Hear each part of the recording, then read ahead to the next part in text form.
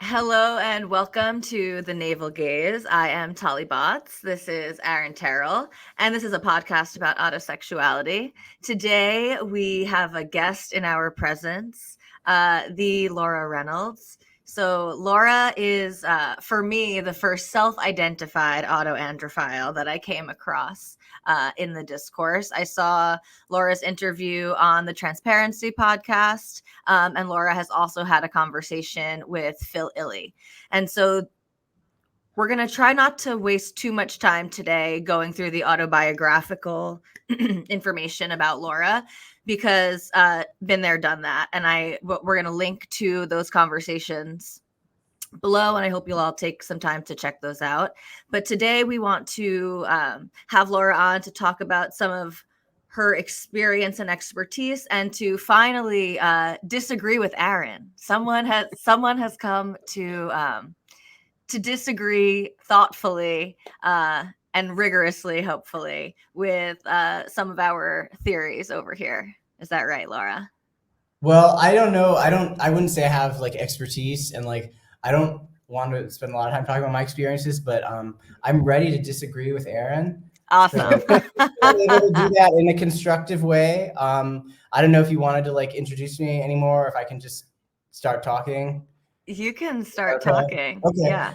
I want to say first that like I really actually I don't know you. Like I only know you from seeing these navel gaze videos that you've made with Aaron recently, and then like I checked out your Twitter posting a little bit, and I haven't been posting on Twitter for a long time, but I do occasionally look at Twitter.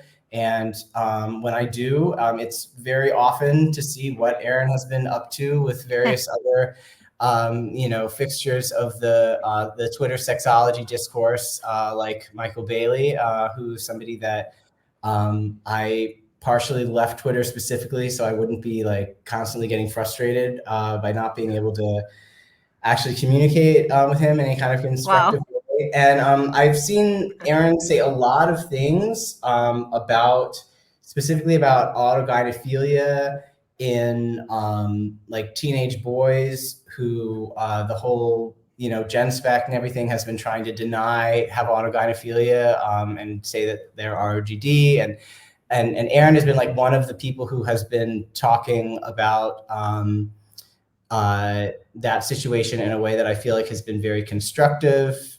And I sort of felt a little bit like I was grateful that I could sort of pass the torch to him on that. And he's done a better job at attempting to communicate with the people involved with that than I could. And so I want to start by saying that I appreciate that.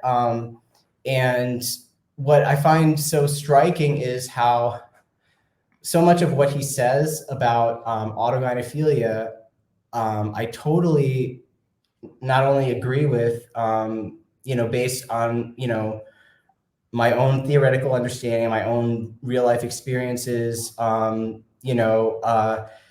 I also feel like he sometimes has made like new contributions, like in, worded things better than I ever could. And I'm just like, wow, go Aaron, that's so great.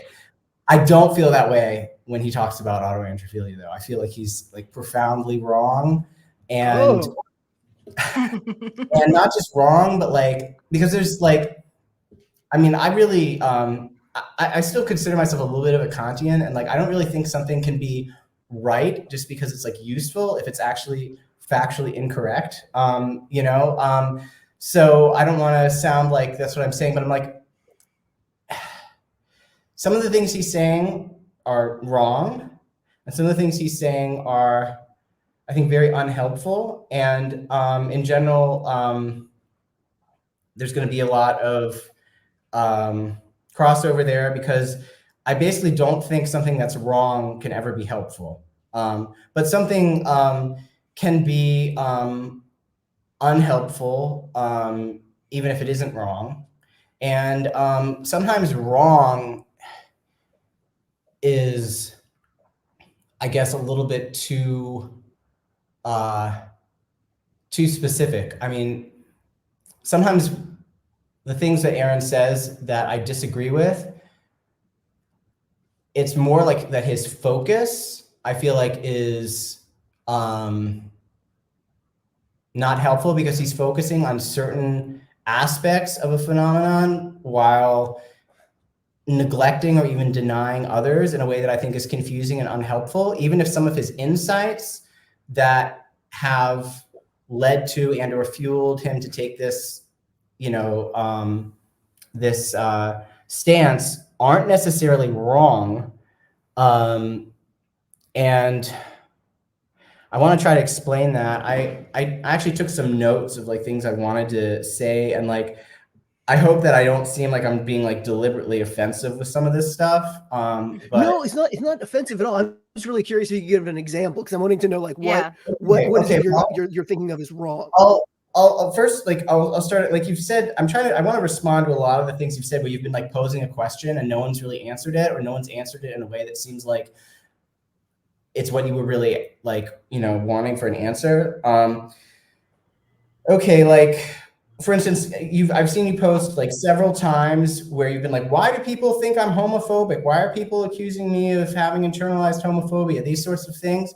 And then you will sort of answer your own question. You'll say, it's because they think I'm wrong about, autoandrophilia, or whatever. And I'm like, well, maybe that's part of it, but you also, have at various points. And I mean, we've known each other on Twitter for, I guess it was like 4 years or something. We were interacting. I guess you were involved in the discourse a little bit, and I was before we ever interacted with each other. But most of the time we have been. And, over time, people change their perspective about things. So some of these things, like I might think I know like what your stance is on something, and you might then be able to respond and correct me and say, well, no, actually, like I haven't thought that in over a year. And I told people that I don't think that anymore.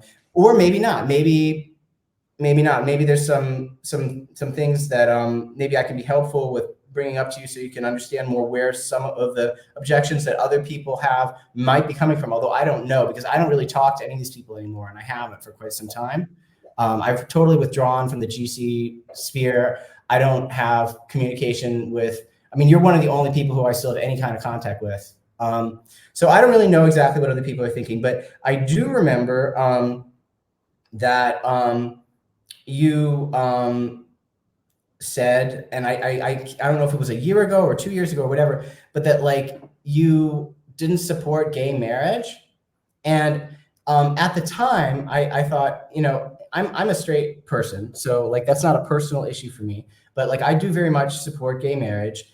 And although I am, as willing to work with people who are social conservatives to try to do things like prevent pediatric transition. So it's not as if I would think, oh, well, if someone's, doesn't support gay marriage, then, they're on my naughty list. I'm not going to talk to them anymore. But if someone doesn't support gay marriage and they're in a gay relationship, to me, that's kind of like, I'm about to get gay married. And I saw that you posted recently that you're getting married. So I thought maybe I could ask with that. I could ask, did you change your mind about that?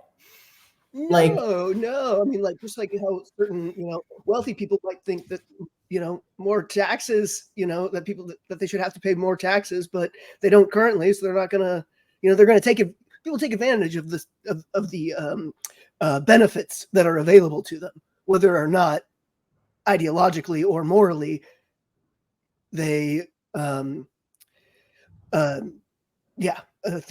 that those benefits should be on offer. There's wait, hold on a second. You are getting gaily married, but you are still against gay marriage. I don't think that the institution should be it should be the same institution for heterosexuals and homosexuals. Okay. So now I don't. We could spend all day arguing, like discussing different things that you and I disagree on. I don't even care. I think it's crazy, but it doesn't offend me. But when you are wondering, when you're racking your brain thinking, why do all these lesbians think that I've internalized homophobia? There you go. Fine. Yeah. If they want to use that as an example, not just because of your theories. So, but what I'm saying though is this is important though, because unfortunately, one of the side effects of me withdrawing from the discourse is that you're like, the main, female person, who self-identifies as having autoandrophilia, talking about autoandrophilia in the discourse, right? And, a lot of people be like, this is just something that, male autogynephiles are making up, but, you obviously are not a male autogynephile. I say obviously, but it's not always obvious. One of the reasons I stopped talking to GCs is because a lot of them started accusing me of actually being a stealth trans woman who was like trolling everyone. And I just couldn't deal with that. It's too crazy. So, too meta. But anyway, so what I'm saying though is it's I not, see what you're getting at. Yeah. not your fault that I'm not on Twitter every day, sharing my perspective, and your perspective and my perspective aren't going to be exactly the same. But when you are in a position where, unfortunately, through no fault of your own, it's not your fault in any way that I'm not there participating in the discourse, and that no one else has, come up who has a similar level of, an audience talking about, autoandrophilia, as someone who experiences it. But you are in a position now where you're sort of like the spokesperson, unfortunately, for this very neglected and controversial theory. And so when you take, devil's advocate positions on issues that are related to this, then that affects, and I'm not blaming you in any way for why people aren't like, more accepting of autoandrophilia as a theory, but like I feel like you have your own reasons for why you got involved in the discourse that I don't fully understand, but that maybe you don't fully understand either, and that are still really influencing your stance on things as it evolves, and in a way that is not only like, not good optics or whatever, but also probably distorting your development of your theory when it comes to autoandrophilia. And like, I don't know, I'm not here to tell you that I think you have internalized homophobia, but if people think that, it's not just because you're talking about autoandrophilia. And then if you say, well, the only reason that people are saying that is because of this, then that kind of contributes to this sort of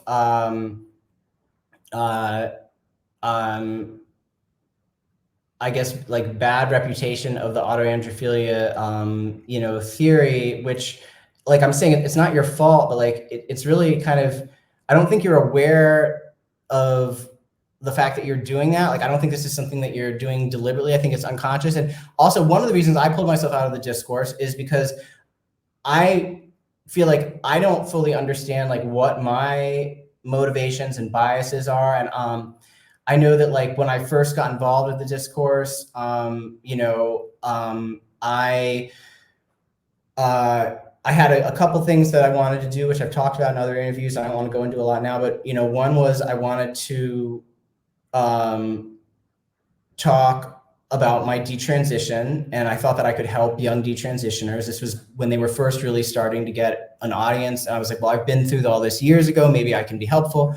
Kind of assuming that, maybe my experiences and their experiences were more similar than maybe they were. I don't know. That was one thing. And then the other thing was, I had recently, had a baby, and I had gotten involved with, like the whole sort of mommy sphere of things, and had really had shoved in my face that there were people transitioning their toddlers.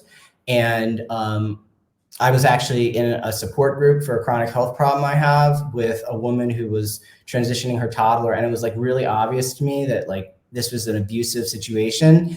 And I was like trying to figure out like what the hell was wrong with her. And I didn't have any like experience with sexologists previously. Like I didn't know about like the technical language used for like paraphilias and stuff. But I figured that this woman had some type of a sexual disorder.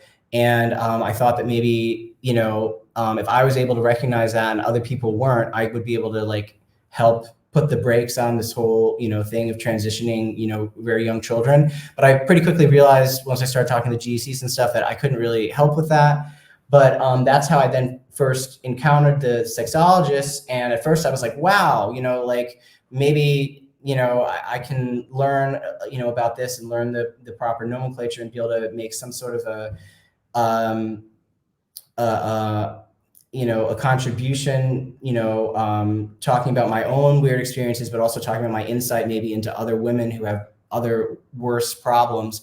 And then I realized that the reason the sexologists hadn't made any progress there, and it seemed like they really needed help, is because they didn't want to.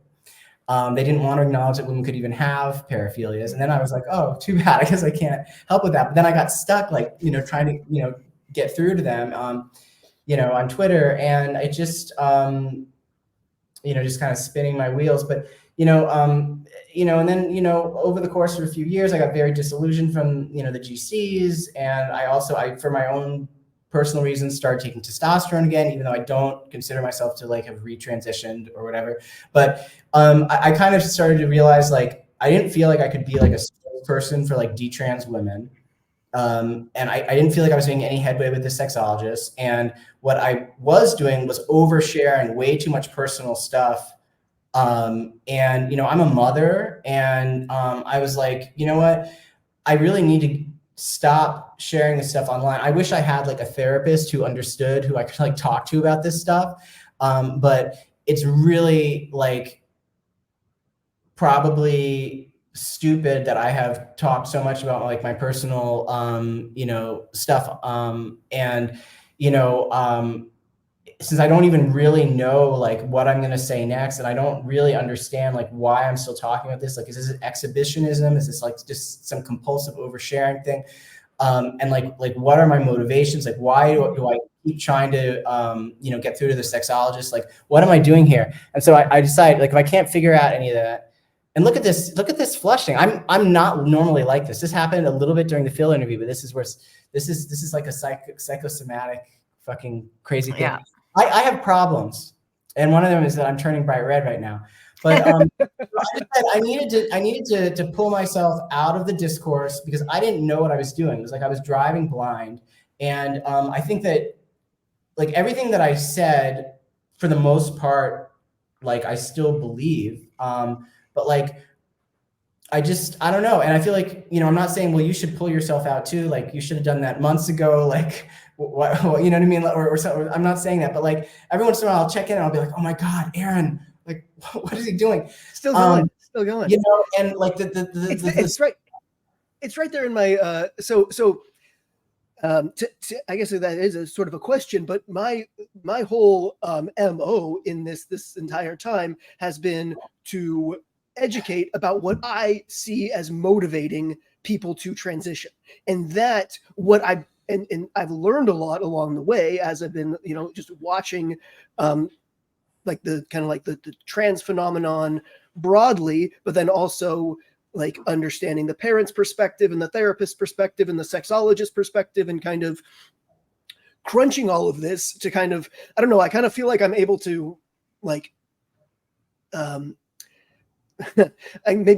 maybe this is more wishful thinking, but kind of speak one's language to the other. But I do have a bad habit of being kind of what you were speaking to, being quite maybe antagonistic in a way that is not helpful to any of those audiences or reaching anyone. I don't want to cut you off, but I guess I sort of know what you've been saying for the last several months because it's been on Twitter, whereas everything that I've been thinking in the last several months hasn't had any outlet. So I think I'm going to kind of do the talking over you thing, even though I didn't want to do that. And no, I just wanted to answer your question. Yeah. You seem to not think that or to think that I hadn't really introspected on what my motivation is, but my motivation has been the same the last 4 years. Well, yeah, but no, I agree. And that's actually something that I wanted to point out to you. But if you realize that, that's good. But my problem has not been with your tone. It's not the tone. Although occasionally there've been a few times where I'm like, oh no, tone. But that is not generally what I consider it to be really important. What I consider important is when it seems like you are projecting stuff you're I mean, I don't know, I'm not going to say that I know you better than you do. I don't know what's going on with your sexuality or your feelings, about that, or, your feelings about, being trans.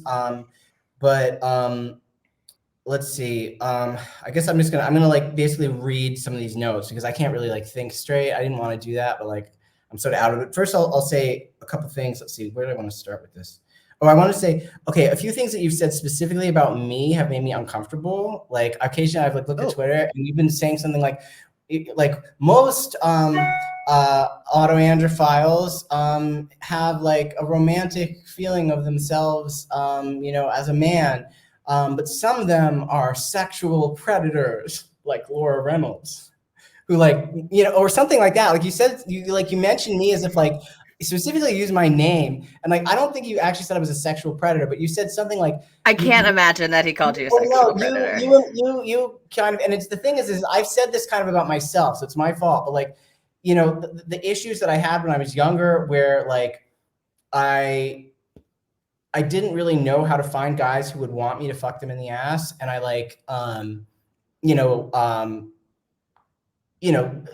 boys that I, was in school with, I kind of was like overly, aggressive with them. And then later, because I realized that wasn't working out, then I went after gay men. And I think that's all you meant, but you said something, and it wasn't sexual predator, but you said something like you made like a couple examples of, I think one of them was like Mr. G from that, the case study that Phil found about that totally crazy,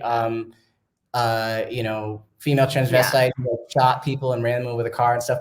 And like, I mean, I'm not gonna like get too upset about it because I've said a lot of things that probably like you could easily think based on what I said about Laura, myself. to be honest, I'm speaking for Aaron a bit, but I don't think that's the aspect of it that he meant at all. I don't think he was talking about any type of predatory behavior. I don't even think your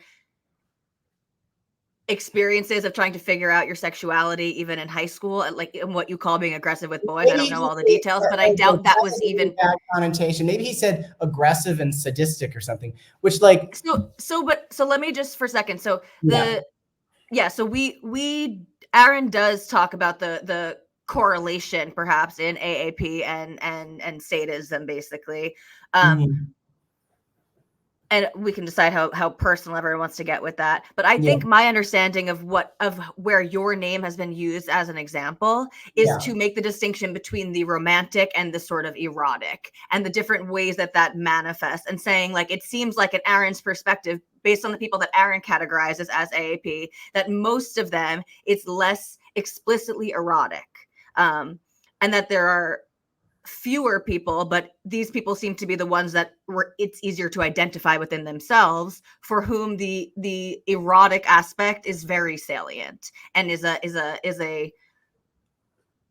obvious motivator, basically. Okay, I'm not gonna like read notes because that's just silly. I'll respond and I'll say like, I don't think of you as a predator, and I really don't think Aaron does either. I don't in any way of that. I don't think he did. I think he wanted an example for whatever his argument was, and I happened to be that example. I made myself into an example, I guess. But it's like, what am I being contrasted, with? Like, I guess there's this idea that like that AAP is usually this like sort of metasexual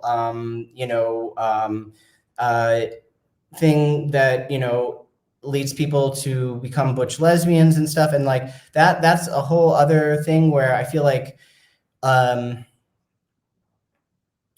there's just maybe I should just read these notes. I don't feel like I'm an unusual. I don't like, in some ways I'm unusual, but like I don't feel like I'm that unusual. And I feel like there are a lot of young FTMs these days who are very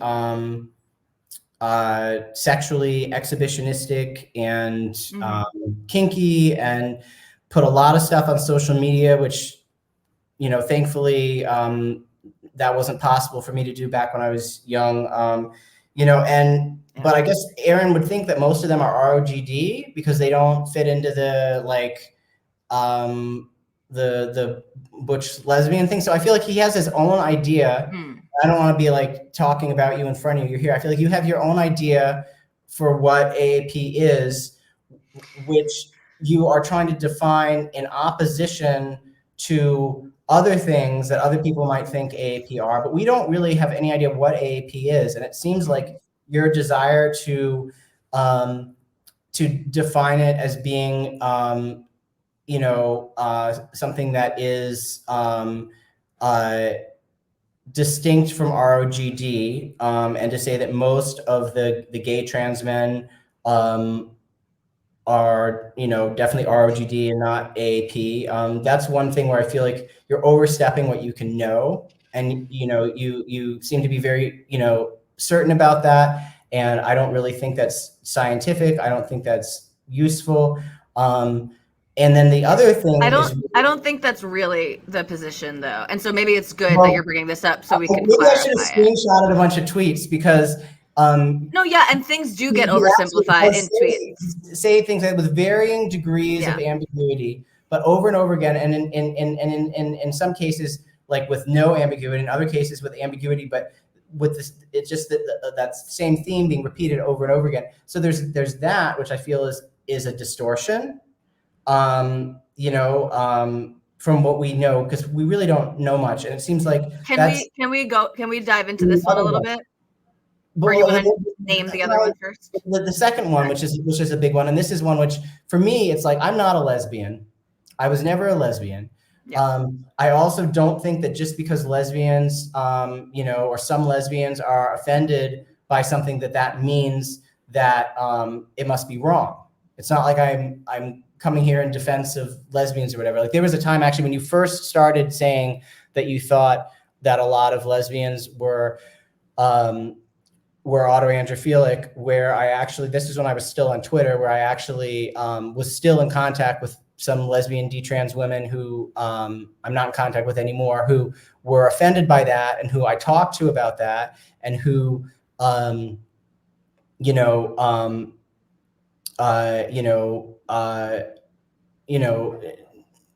I then told you that I thought you were wrong about that, it probably sounded like I was just trying to come to their defense or something, but it wasn't that. It was like I really did think that you were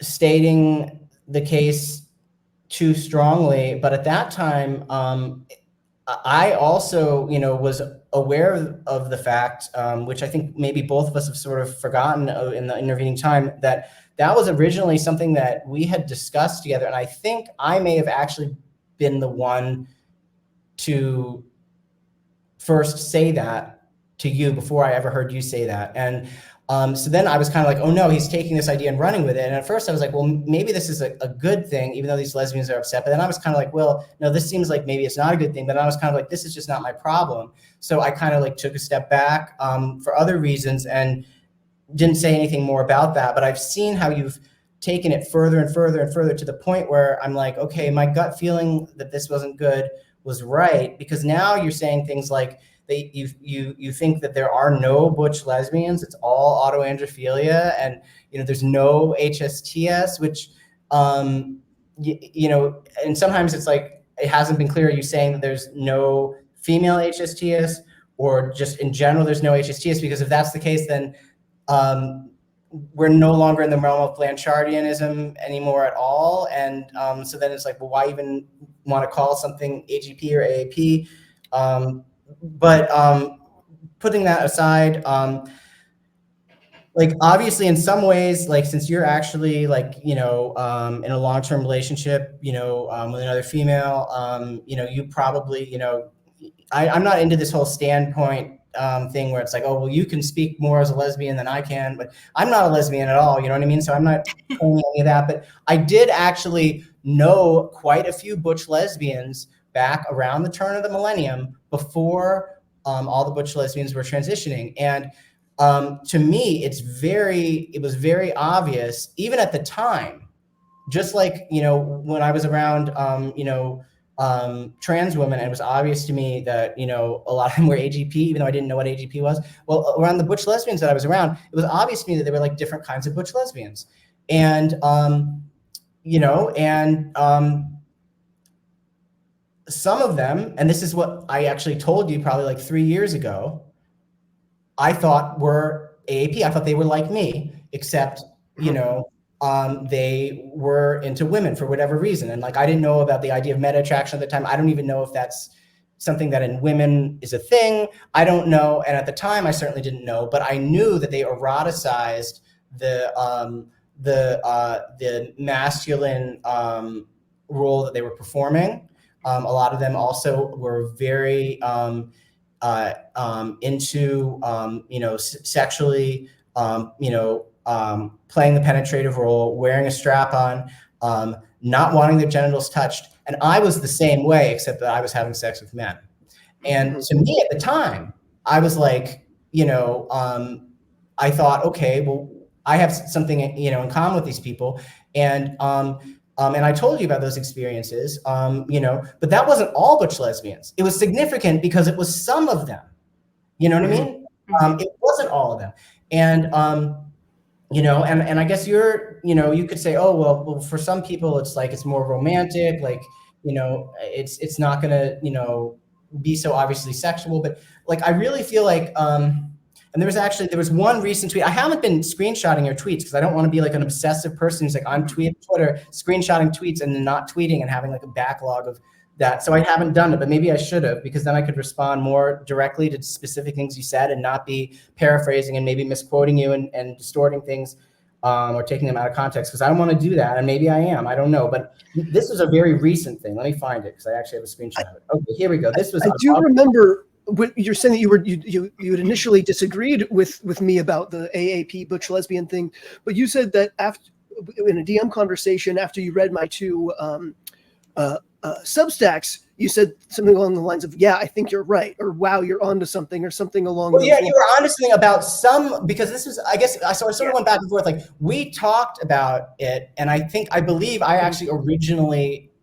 I came up with the idea. That's another thing. I'm a narcissist, and I hate seeing people online say that that some male AGP convinced you that you were AAP, because no, and it's so funny too, because people will are often saying that Phil Illy groomed me or whatever. And then I was recently rewatching our interview when I had you on Transparency, and I joked to Tally, I'm like, man, if anyone groomed me, it was Laura, because I'm basically. Yeah, and some people said that at the time too, and that was like one of the reasons why I actually pulled back, because I feel like I had done that to some other people too, and like.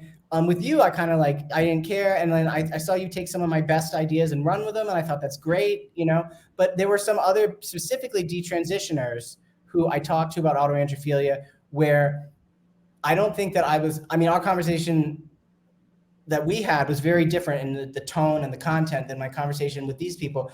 But there was we're doing the joking about the grooming, but like sharing ideas and somebody listening to that idea and being like, wow, that's a great idea, I agree. And then continuing to talk about that and propagate that idea. That's just kind of how. That's not grooming. That's not grooming. It's ridiculous. It's not at all grooming. With some of these detrans women, that was like, they basically told me that they had experienced, autoandrophilia. And in some cases, they told me some, I'm not going to name anybody or say anything where you could identify them, but they told me about some stuff that was like, to me, it's like very obviously autoandrophilia.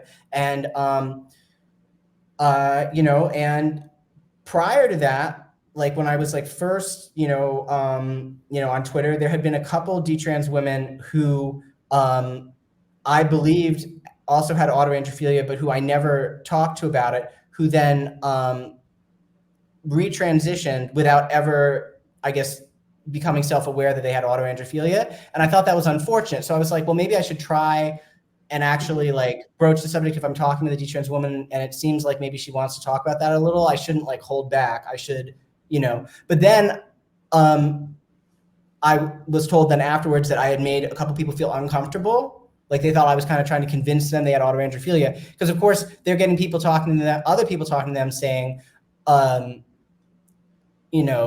no, you're just a victim of blah, blah, blah, blah, blah. This had nothing to do with you. And well, isn't Laura a retransitioner trying to groom you or something? So I'm like, okay, you know what? I'm not going to talk to people about autoandrophilia anymore. I'm just not, because I don't want to encourage somebody to identify with that.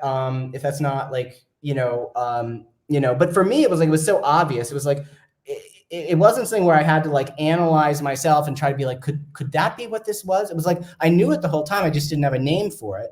I had called it the fetish for thinking I was a gay man, or like various other things. That was actually what I had called it, but anyway, prior to finding out that there was another possible thing to call it, which I think is a better description. But anyway, so we had talked about the Butch lesbians thing, and then you had talked about it, and I was kind of like, and then some lesbians were upset, and then you wrote more about what your ideas were, and I was like, okay, well, like this isn't just Aaron having some issues and trying to like pick fights with lesbians on Twitter. Aaron has really thought this through, and maybe even come to some very interesting new analysis that's more than what I had thought about. So I did tell you that I thought that was good, but then it has over time, and especially I'd say recently, but when I say recently, like I could be talking about like a long time, because I'm getting so old and I'm not on Twitter much, and like sometimes I'll be like, oh well, just recently someone said this, or I'll be like, well, quite some time ago someone said this, and it turns out that like my sense of like how long ago it was is kind of distorted. But here's something that actually was recent, and I don't know how long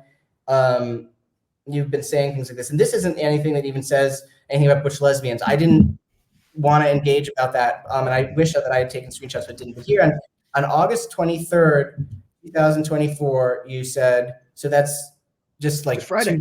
A few days ago. You said, but female HSTS suggests that some girls have such target-specific sexuality as to cause an identity crisis. Yet, so many of them went bi/gay with male levels of T.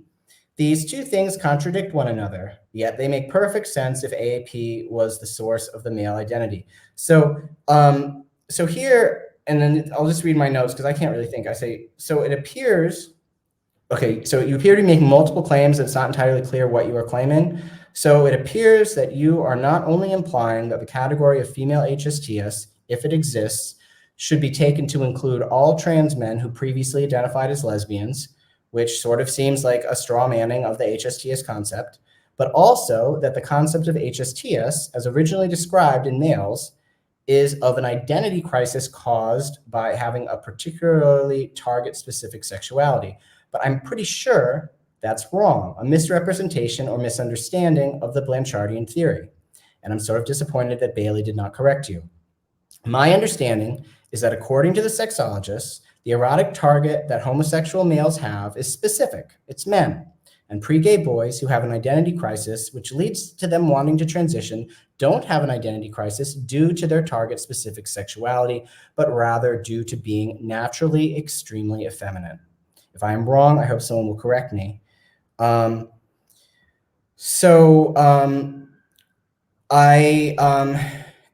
go on to say a lot of other things, which I was hoping we'd have time to talk about, and like I don't know if we will. I guess we can go until like 7:30.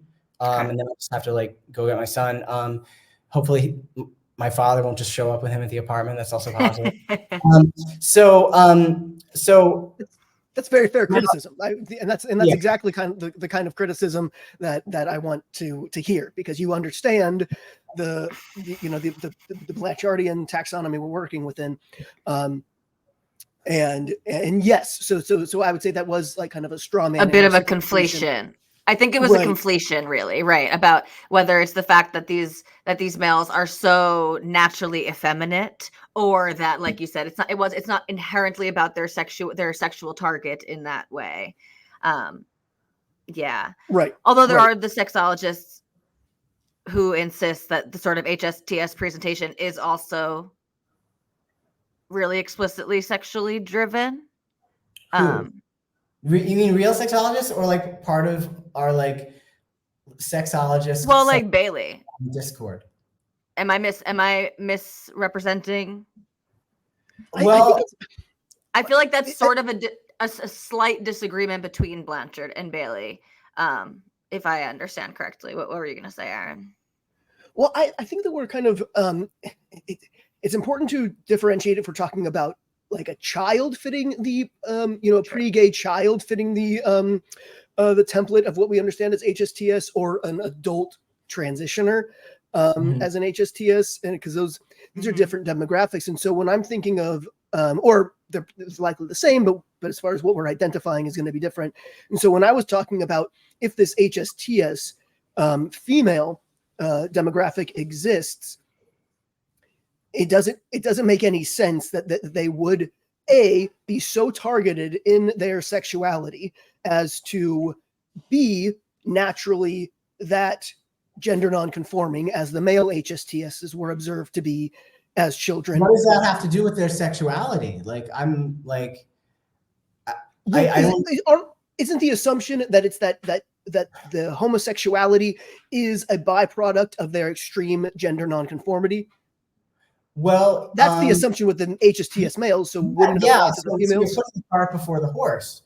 The thing that makes the HSTS want to transition is that they are so naturally gender nonconforming, and I don't mean that in just a sense of behavior. I mean physically. These are people who physically they look very different from most people of their sex. They would not be considered attractive as a member of their own sex.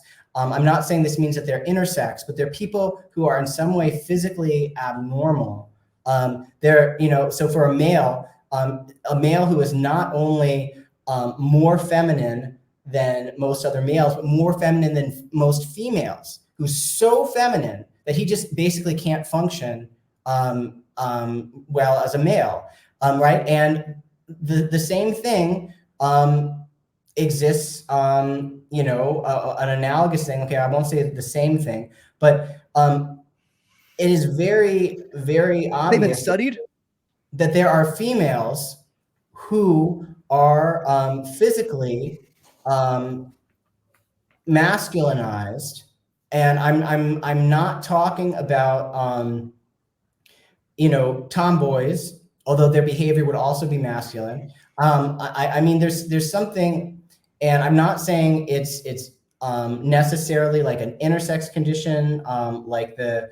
But you're talking explicit testosterone exposure. Yeah, something, and it could be something as common as something like PCOS. There's different PCOS phenotypes. There's different levels of severity. I did some research on that. I have so much stuff that I researched because I wanted to be prepared. We're not even going to get to talk about most of it. But, I think that for you, and I can relate to this because I have the same thing, I want to think of myself as being masculine. So it's really, I guess, tempting to want to think that I am more masculine as most women, and that there maybe aren't very many women who are more masculine than I am. But that's not true. Neither of us are really all that masculine.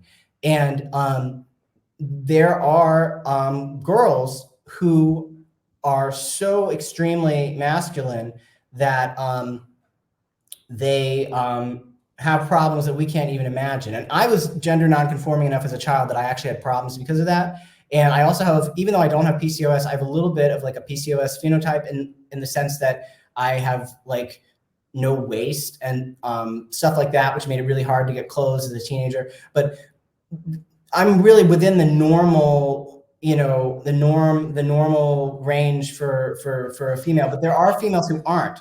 And and in some cases, there are women who are unusually masculine, but in a way that is attractive, where they're sort of masculine, but they almost could be like a supermodel. Like if you watch the Olympics, if you see professional female athletes, a lot of them they're very tall, they're very muscular, they have narrow hips, they have broad shoulders, but they're beautiful, right? So maybe are they seeking transition? They're not letting me finish saying what I'm saying. Maybe they would not have a motivation to be a butch lesbian based on not feeling like they could be attractive as a woman. But there are girls who have like an extreme PCOS phenotype. They're not people who we should envy. They struggle with obesity. They struggle with a lot of unwanted facial and body hair. Clothes don't fit. They have big torsos, short arms and legs. I'm a little bit like that too, but not that extreme. but there, and a lot of butch lesbians back in the day, when there were still a lot of butch lesbians, when they weren't all transitioning, they were girls who looked like that.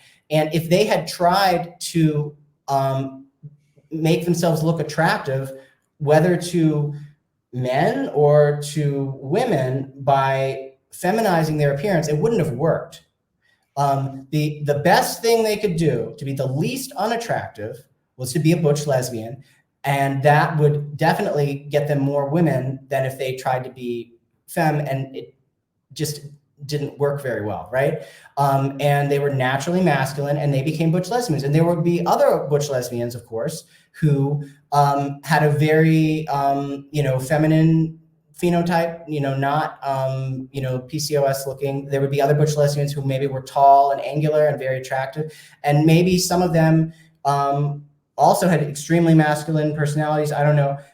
Or maybe some of them didn't. Maybe some of them had AAP. I think some of the reason why you have a distorted idea of what butch lesbians are like, because I feel it sounds like I was spending more time around butch lesbians back around the turn of the millennium before they all transitioned than you were. And right as when that was starting to happen, there were definitely some butch lesbians who were very attractive, who could have been beautiful as a woman or beautiful as a man. And I think in a lot of cases, these are the people who were sort of like the influencers of their time. I'm thinking about someone like maybe who that's not a curse word for us. Has autoandrophilia. Then if you were like a PCOS butch lesbian who, was obese and, wanted to be, sexy, well, being a butch lesbian was a way to be sexier. But then if you saw the sexiest butch lesbians transitioning, then maybe you would think that is going to help you, because that then becomes the norm. And that's the thing that the people who are the sort of the influencers end up doing. So then you're going to do that. And also, wow, are you saying that was Rajdi? That was what? That the butch lesbians were the first victims of rapid onset gender dysphoria? Well, I don't know if they were the first, because you also have, if you look into, how people have this idea, like there was these true transsexuals who are supposedly the same as HSTS, who are feminine homosexuals, who were like the first people to be transitioning. They weren't. The first people to be transitioning were very motivated autogynephiles. Before the trans thing got so big that then lots of autogynephiles who never would have been that motivated got sucked into it. I think there was a period of time in the middle where, right around the time that Blanchard was probably writing his typology, where a disproportionate amount of gender nonconforming homosexuals were being sort of ROGD'd. And I think that happened with males earlier than it happened with females.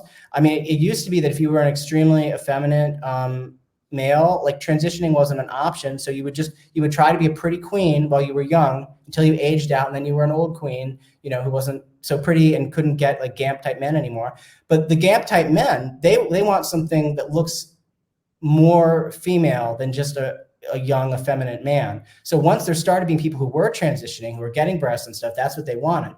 And then the young effeminate homosexuals who were the queen types, they had to, try to keep up. So they had to transition too. You know what I mean? And I think that that would explain, some of what happened. But then, there aren't really that many extremely effeminate homosexual males. And one of the things that you have apparently caused you to be skeptical of the whole concept of the extreme GNC HSTS is that so many people who are very obviously not that self-identify as that. And in fact, most of the people who you ever encounter online, that's obviously not the case for them. Now, and everyone says that, if someone is, identifies as gay, and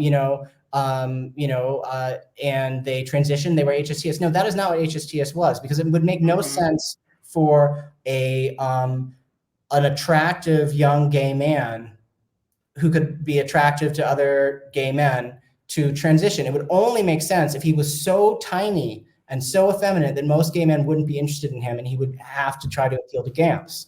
And that's really not very many people. So obviously, now that so many people are transitioning who aren't like the original transitioners, who were the super motivated AGPs, and aren't like these HSTS that got sucked into being TS, who previously would have just been Nelly Queens or whatever, because there aren't that many people like that. There's all these other people transitioning now. What is their etiology? Is there really only 2 for males? I don't know. Most are, I think probably, some level of AGP who never would have previously wanted to transition. And obviously it's going to look like, oh, well, HSTS just doesn't exist because, you see so many more people who are AGP, but that doesn't mean that HSTS doesn't exist. It just means that, that they were, very rare. And it's a cultural construct, because prior to transition being available, they wouldn't have been HSTS, right? Right. And so, and you could say, well, anyone who's super feminine who transitions is HSTS. Well, I guess, but all these, and again, it's not like it's really that many, but every one is too many, because it's child abuse. All these very young effeminate boys who are getting transitioned now, are they HSTS? I mean, if they had been allowed to grow up, a lot of them would not have gone for wanting to, transition and try to appeal to GAMPs. They would have been happy being, effeminate homosexuals, although being a masculine homosexual is always more desired. It really was originally only people who were like very extreme who would have wanted to transition. And the more available it's been, the more it's just sucked more and more people in. But of course, the number of people who are homosexual and gender nonconforming is pretty small compared to the number of people who are, heterosexual or bisexual and have this auto heterosexuality thing, getting sucked in. So that now is the majority. That doesn't mean that, there would have never been a reason for, gender nonconforming homosexuals to think that they should transition. Now, was that ever a good reason? Was that a good reason for, anyone who that kind of applies to? Was it a good reason for maybe only a very small number? Was it maybe never a good reason, but it's something that needs to be acknowledged as a phenomenon, because if you pretend that doesn't exist, then you don't have a typology. I don't know, but I do believe that to the extent that HSTS was a thing, I mean, I think you could easily say, you could argue that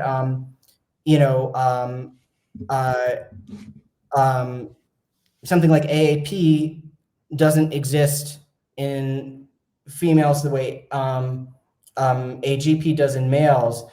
You could make an easier argument for that than you could for saying that there are male HSTS but not female HSTS, because there really were, and I even have in this thing that I got, there was something else I was going to say and now I forgot. But what was I going to say? Oh yeah, I was going to say also, not just in terms of who you interact with now, but even if you're reading literature from that time period, and this is a reason why you might think I'm wrong. Because we think, okay, well, I wasn't around in the 90s and the early 2000s. I'm only around now, so maybe I don't know what it was like then. How am I going to find out what it was like then? Well, I'll read the literature that gay people were writing about themselves to understand better. Well, then you're still going to get a skewed perspective, because the kind of people who were so narcissistically interested in their performance of gender and then eventual transition, that they were writing about it and making art about it, were disproportionately the auto-heterosexuals. That's a very good point. And the people, that's a very good point. Yeah. So if you were a PCOS butch, from a small town, you weren't going to be writing a book about your sexy male role playing, and all of the performative masculinity stuff. So, if you go looking, that's what you find. And that doesn't mean that other people, didn't exist. They just didn't leave the same kind of record. So you have a disproportionate, anyway. But so what I wanted to say though about the PCOS thing, and it's not necessarily even always PCOS, but I really think that's something that should be looked at as a. I think Aaron and I completely agree that there are females who were androgenized who are going to disproportionately be same-sex attracted. Mhm. In fact, we think that would likely be like we believe that presentation exists, absolutely. I think for me personally, it's just not that compelling that females have the exact same sexuality as males. And so even amongst the females who were highly androgenized, the ones with the PCOS and things like that, it's not as predictive of sexuality. Why should there be autoandrophilia then? Like So maybe that's it's just completely different, and we should just junk this whole thing. So I think that's that's what a lot of people say too, right? Is like, if female sexuality isn't as intense, then how could there be a sexuality that motivates them to transition, right, in the way that it motivates the males?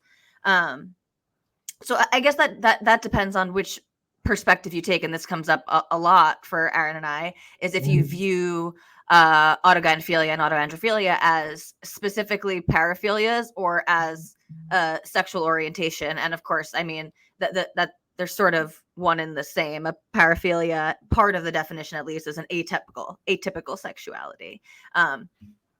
So I just think, like, even a lot of the butch lesbians who, like you were saying, are sort of phenotypically PCOS, for example, Yeah. I've seen amongst that demographic a lot of bisexuality. Oh like, yeah, I see. I certainly don't think that if you have PCOS or are otherwise masculinized, that means you would have to be a lesbian or that you couldn't have autoandrophilia. But I just don't. I think, because that's Totally. kind of the thing is, I don't see it like this in the sense of like, well, there's this two-type typology. I see it more as like it's a multifactorial thing. And some of the people that I've known who've done a lot of their own research, who started out looking at it that way, got so far into that, it's so splintered that now they don't even really believe in anything Blanchardian anymore at all. And that's not the case for me. I think like the Blanchardian paradigm is basically right, but when it comes at least to males, with females, I still am confused about that. But there's obviously other factors that affect why someone transitions.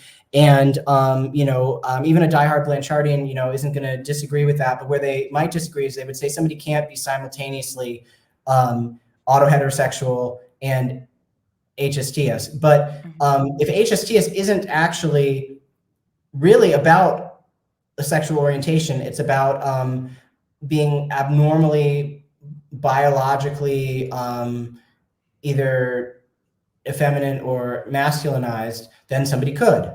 But that wouldn't mean that they all are, like, all butch lesbians have autoandrophilia. No. And we really don't believe that. And I think that you're right. No, you're right. And that's why this is relevant. And listen, things get severely oversimplified on Twitter. And I think you've made arguments that support our frustration with the concept. Like, I think you've made our point very well in many ways, which is like, it's not just if you identified as same-sex attracted before you transition that you are HSTS, and that's what people are trying to say. We also think, like you said, that it wouldn't be necessary in a more liberal environment for someone who is a super effeminate, let's say even prototypical HSTS, to become a transsexual. Like you're saying, they could. Okay, you have a time period before it was possible to become a transsexual. Then you have the time period where that became possible, and society was still pretty homophobic and GNC phobic.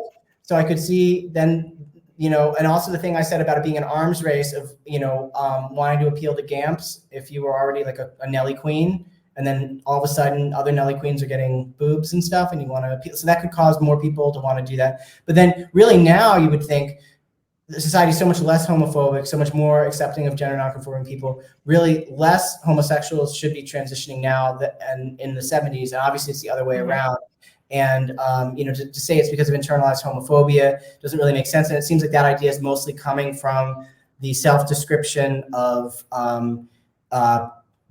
people who transition due to autogynephilic meta-attraction. despite not understanding that. I think you're right about that. But, that doesn't, the fact that the reasoning for, why some of these people transitioned, who it seems like it's, autogynephilia, is being misinterpreted as a reason why homosexuals would want to transition, doesn't change the fact that, people who are homosexual have wanted to transition, have reasons for wanting to transition, but also, and I think kind of almost like more importantly, and this is where like everyone I feel like is kind of missing the point when they get into these little details, because I'm really concerned about kids being pressured to transition. And, at this point, I think a lot of, kids, are being pressured to, transition. And, I don't even I don't know, if ROGD is the best wording for that, because it's really what's happening is it really is like grooming. Kids go to a gay straight alliance and they get convinced that they should transition because everyone in the gay straight alliance is transitioning. And some of those are going to be kids who, are auto-heterosexual. And some of them are going to be kids who actually were gay, and they're all just going to end up transitioning without even knowing, what they would actually want when they're older. And so I almost think trying to figure out who's actually, gay or not is kind of almost besides the point, because the point should be that none of these kids should be transitioning, and we so agree. I think become kind of a splitting hairs, where it just is I just don't, I don't know, because they're too young to the whole point I think of what I think is potentially the best use of the concept of autoheterosexuality. And obviously people have different ideas. Obviously GCs want to use, the autogynephilia boogeyman to attack, trans women, and some people, who are self-aware, autogynephiles, they are hopeful that educating people about autogynephilia would help people to know, if they should transition when they're, in my opinion, too young to be making that decision anyway. I think when it comes to this kind of stuff, it's I think there's a certain point where somebody is old enough and has enough life experience and self-knowledge that, they should be able to recognize themselves as autoheterosexual if they, if they're introduced to that concept, and then that would be helpful for self-knowledge. But what's happening now is that people are transitioning before they are old and experienced enough to even have that level of self-knowledge that they could know if that makes sense for them or not. And it doesn't help then just to introduce them to the concept, because then that can actually become a social contagion thing. Mm-hmm. I don't think someone can actually have that level of self-knowledge. I don't think they can speed run that, by, learning about the typology. So it's kind of, in a way, I'm it almost seems like it's then useless. What is it for? It's good for self-knowledge, but only for people who are now at this point, older than the people who I guess would need to be brought up to speed for this to help, because everybody's pretty much transitioning really young. And, so it's I don't know what it's even good for. It's I feel for me, it's been helpful, but I also wonder, for people who you were very resistant to the idea when I first introduced you to it. I wonder, and that's been another thing where I've kind of been some of the stuff that you say makes me sort of uncomfortable, because you keep saying well, because female sexuality is so different from male sexuality. It's not and then I'll be the example of someone who's what, this big outlier or whatever, which I don't even know if that's really true. That I'm that much of an outlier. But we don't think you're an outlier. Maybe I am an outlier. But here's what I'm wondering: am I an outlier? Am I an outlier to the category of autoandrophiles, or am I just an outlier to women on average? I think you're an outlier to women on average, not to autoandrophiles. Okay, and I think that's the thing is, and I kind of wonder if and this is an argument that's been happening with self-aware autogynephiles also, because some of them are saying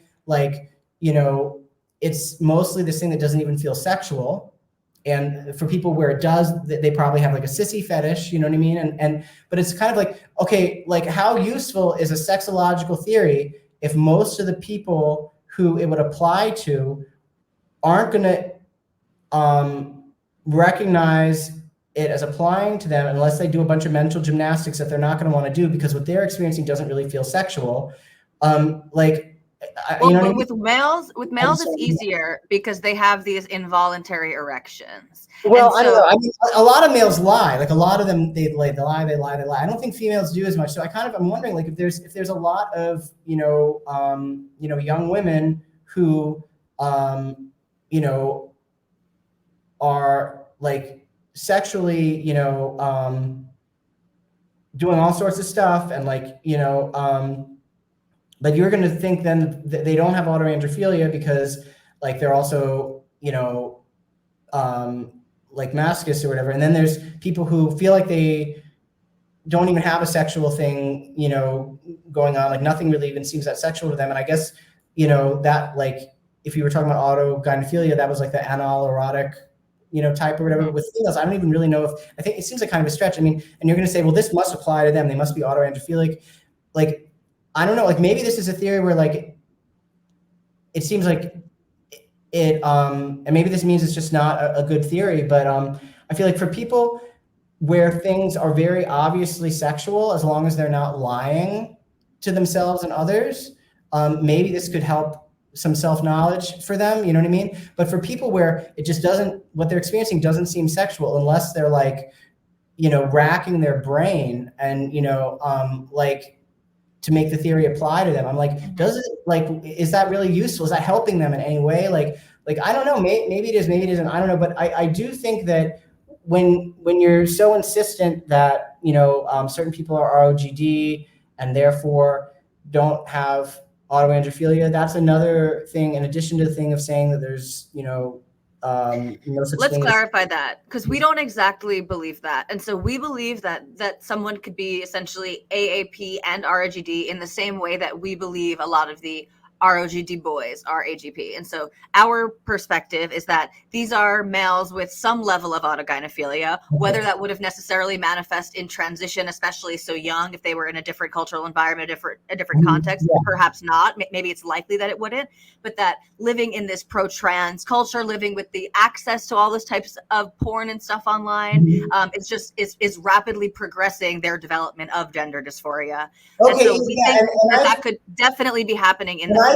I've seen Aaron say things like that about females, but I've also seen him reverse the causality and say, and in agreement with Bailey, if I'm not remembering incorrectly, because this is something Bailey has said, that people could be having an appearance of having autoandrophilia that's actually caused by ROGD. Yes, I believe that is possible. Okay, and I'm not saying that couldn't exist, but it.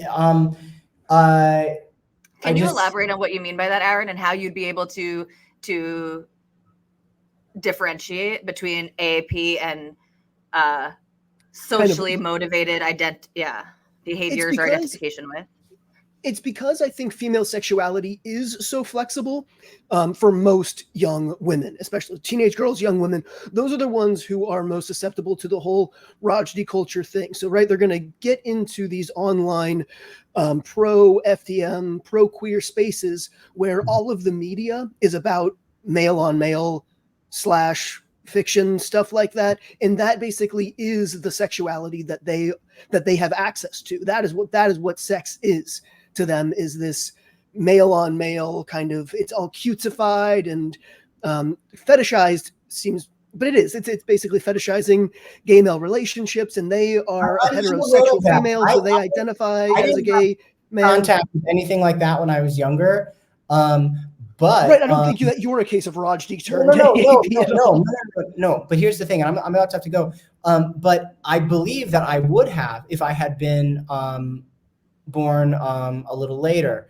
And I was into stuff like Anne Rice and Poppy Z. Bright. And, I had a live journal. Like recently there was some F to M who wrote a book about that time period. He was 3 years younger than me, and he just transitioned in his 30s after somebody told him that he must actually be trans after he tried to write a book about his experiences with autoandrophilia, which he didn't know to call that. But people were like, oh, you're talking about, this stuff, so you must be trans. And he was like, oh, really? And now he's a trans man, and I hope he's happy. But he conceives of it as, meaning that he was trans, even though he previously didn't, because that's the current meme, but it's like, does that mean he's RGD? No, he isn't. So if he had been younger and had that same experience, you would say he is. But obviously, since this was his like lifelong thing, and I feel like I'm very similar to that, I don't think that like you can really, I think you and Laura, I have to say, you keep saying that you think, or you would think, or and you're projecting onto me like opinions I don't have, or thoughts I don't. Okay, I'm sorry. Have. I'm sorry if I'm doing that. And I figured you weren't going to be happy with me saying this, but no, it's useful. It's useful because I think we do. Again, I think it's an artifact of Twitter and just the way that you can express yourself, but we certainly oversimplify our position. Yeah. And so I think it's good to address this, but yeah, I think our actual beliefs are a lot more nuanced than perhaps we're letting on. Or at least what's coming across. Okay. Well, what I'll say then is, because I'm about to have to go. Well, I'll say a couple things. One is I'll say, like, I think it would make, one thing to say is, okay, sadism and masochism are actually correlated with each other. If someone is sadistic, they are more likely to also be a masochist than someone who isn't sadistic. So to say, oh, well, if this person is masochistic, they can't be sadistic, or vice versa. And you're not saying it like that black and white, but I feel like there's this certain thing, and I feel like it's something that I can kind of relate to, because I like to conceive of myself a certain way, right? But like I think that I have both, but one is like ego dystonic for me, and like I could never enjoy being a submissive, so I don't do that. But the way I'm able to enjoy that is by giving pleasure to other people who enjoy being submissive by dominating them. And I feel like it's two sides of the same coin. Not everyone feels that way. Some people say they don't feel that way. I'm thinking mostly of men who are in the kink scene who like identify as doms, and stay away from a lot of these guys who will insist that they have absolutely no interest in being submissive. But it's like, I feel like, they have shame about it, but I think it's a very common thing. And, so I wonder when you're like, oh, well, if these people are, if they're bottoms, and that was also something where I had that same reaction. I'm like, oh my God, like if they don't really want a penis and they just want to like, get fucked by all these men, like, can they really be autoandrophilic? But like, really, I think my reason for being suspicious of that isn't because it's actually suspicious. It's because the idea makes me uncomfortable. So maybe I'm wrong about you, but I kind of feel like maybe the same thing's going on. And what I wanted to say, this is going to really piss you off probably, but I'm going to, do we have another like 10 minutes or so? Or we really don't, but I'll just say this. Okay. I think, to add, I completely agree with you that just like how allo and auto is a spectrum of experience, the same thing with people who have like sadomasochistic tendencies. It's still going to be on like an auto and allo spectrum. Yeah, so, and I'm not trying to say that all those RGD girls are the same thing as AAP, and there's no such thing as RGD, that it's all AAP. But I think that it seems more plausible to me that a lot of the straight RGD girls are AAP. That seems more plausible to me than right, because I'll frequently say, because they like taking on like a submissive role, or they're masochistic. Criticism. You're right. But yes. Part of it is because you kind of want AAP to be almost like true trans in a sense. Like you've also said that you think someone who really has like strong AAP would be unlikely to detransition. You said that recently, and I don't think that's true. Like I really don't. And so I really think you're off base, and I think it's a significant thing to be off base about. And I want you to know that I disagree with you, and I want to tell you why I think this is my theory. So I don't think people should have to psychoanalyze themselves to know if they have a sexual motivation. I'm going to psychoanalyze you a little bit. Okay, here I'm going to say that. Okay. So where did I? Okay. So I feel like your motivation to get involved in this discourse hasn't really changed from a few years ago. You agreed with that. At that point, you believed in a two-type typology for F to Ms, true trans and trenders, and you wanted to assert that you weren't a trender. Then you learned that the trenders could be referred to as ROGD, and you weren't sure what to make of yourself anymore. You saw that the concept of HSTS, at least for F to Ms, seemed to be something that people regarded as being similar to the concept of true trans, but you, rightly, didn't think that HSTS applied to you. At first, you thought AGP and AAP were something like the concept of trender, so you weren't interested in that. But then you decided that the concept of autoheterosexuality could be seen as something like true trans in a sense, and could occupy the position contrasting to ROGD in a new two-type typology for F to Ms. Why just two types? Why not three or some other number?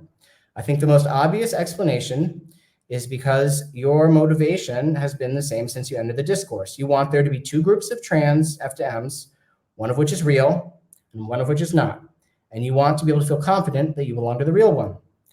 Presumably, for this reason, there is no room for HSTS in your FTM typology, because in a three-type typology of ROGD, AAP, and HSTS, presumably AAP would be less true trans than HSTS. And perhaps there's also a concern that the natural structure of this sort of typology is dualistic, and thus that a three-type typology is unlikely to be structurally stable, and that it must naturally fold back into two, and that if this were to occur, that the AAP type that you have in the meanwhile identified with would be prone to being combined with the ROGD type, from your perspective, recreating the trender versus true trans typology with you on the wrong side of the division. One way of preventing this would be to eliminate HSTS from your typology by incorporating it into AAP, and that was apparently what you were doing. So that was my takedown, which might be wrong, and now we really need to wrap up. We have just a few minutes. If my dad walks in with my son, that's okay. I'll just have to shut my computer. Okay. So yeah, I appreciate you sharing that. My premise from the very beginning is that there is no such thing as true trans, and I certainly am not any type of true trans or any sort of my experience is more real or valid or long-standing than anyone else's. I'm just trying to use myself as a data point. That's all I can do is try to be as honest and introspective about my own experience to use that as a data point for others to examine. However, I only recently came to conclude that there's no such thing as not that there's no such thing as female HSTS, but that it just does not align with everything else we know of female sexuality, which is why I don't believe that it exists. And because so much of what was categorized as female HSTS, if you look at the original literature, it's very much the AAP trajectory. But so I want to be called out on any kind of what could be my biases or disjointed or motivated reasoning, but definitely wanting to be some sort of valid or true version of what is trans is not one of it. I do believe that just like with AGPs, if AAP is real, and I'm entirely confident it is, that's what's going to cause the most real and long-standing gender dysphoria, because it is connected to your sexuality, and that for most people, certainly for males, is not going to change. And I think the reason that it's important for me, in contrast to what Laura said before about how some of the pre-homosexuals, like you said, Laura, could grow up and just be assimilate into their sex and be gay. Whereas I think what Aaron is saying, right, is that's less likely to happen for the auto-heterosexuals. Well, I think there was a time period where growing up and just assimilating into your sex and being gay was working out better and better. There was a time prior to that where that wasn't really much of an option and people were really persecuted, then things got better. But now if you are a gender non-conforming child, people just assume you're trans. So, I think at this point, regardless of whether somebody, would feel like they couldn't fit into their sex if there was a like a category of being a butch lesbian available to them that wasn't just, becoming a trans man, maybe they would, but now like basically they just automatically are put on this trans pipeline. If a girl is really masculine, people will ask her for her pronouns, and and it'll just take off from there. So that's kind of like the reality on the ground at this point. I did want to say, I'm going to have to go now. Maybe I won't even get to say this, but I did find one very interesting study, which I can actually send you. And it's about the PCOS and gender identity. And so there's a couple of studies I found. One was about PCOS and lesbianism, and so prevalence of polycystic ovaries and polycystic ovary syndrome in lesbian women compared with heterosexual women. So this was a study from 2004. So, and in this study, which had hundreds of participants, 80% of lesbian women compared with 32% of the heterosexual women had polycystic ovaries on pelvic ultrasound examination. 38% of lesbian women compared with 14% of heterosexual women had what would officially be diagnosed as polycystic ovarian syndrome, meaning that they also had elevated androgens and things like facial hair. So that means that lesbians are apparently like literally twice as likely to have PCOS as heterosexual women. So that's, I think, significant.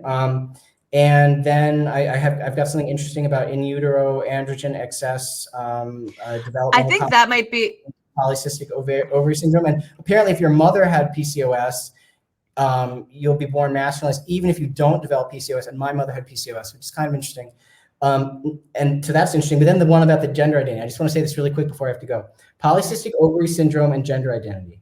So, and this is a retrospective study, and what they have, it's like a meta-analysis thing where they have several earlier studies that were done. And the first one was from 1986. And that was actually before the standards for diagnosing PCOS were like fully modern, which didn't happen until 1990. So it was very like underdiagnosed prior to that. But in this, there were 40 trans men. And in 1986, trans men would have been really rare. So this would have been like, anyway. And this is, so according to this, 22.5% of them probably fit the criteria for polycystic ovarian syndrome, although it's a little questionable because the criteria were still changing at that time. But probably, like if we take that as accurate, so 22.5%, which is about, twice as much as general population, I guess, roughly, but not that elevated. I mean, it's a little less than twice as much. Then the next study is from 1993. And this one had a pretty small sample size, only 16. So, who knows how accurate that is. But this is a PCOS rate of 43.8% in trans men. So that's a lot, right? And the next study is from a much smaller sample, though. So like you said, how much that can generalize. 1997, another study from the 90s, again, way before the big trans wave, but during the time when more butch lesbians were starting to transition. 91.7% had PCOS. And then the next study is from 2007. And that has a sample size of 69. So it's a little bit bigger, but still, not great. 58%. Oh, it's coming down again. What could be happening there? 2008, 61, sample size of 61. And now it's down to 14.8%, same as the controls. And then the most recent one from Sweden, which has a huge sample size of 24,000.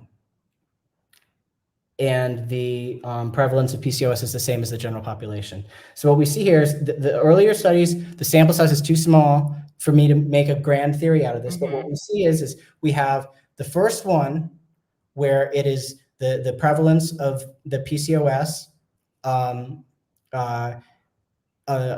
is higher than the general population, but not by much.